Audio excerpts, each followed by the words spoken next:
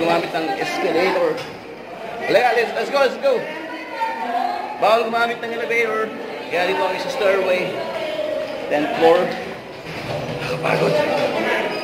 Hoy, lema ko, Ruth. Madali.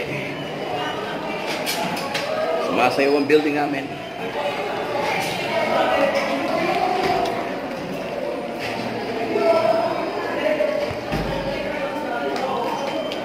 Floor.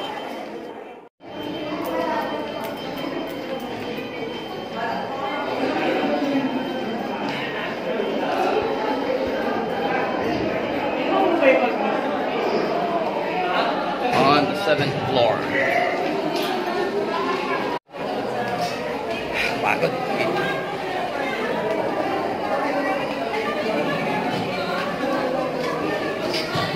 Okay. Maraming tao.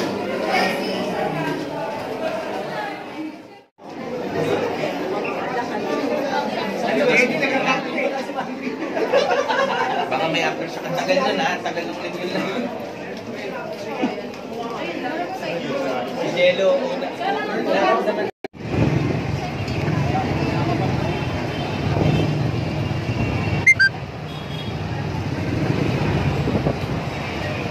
yeah.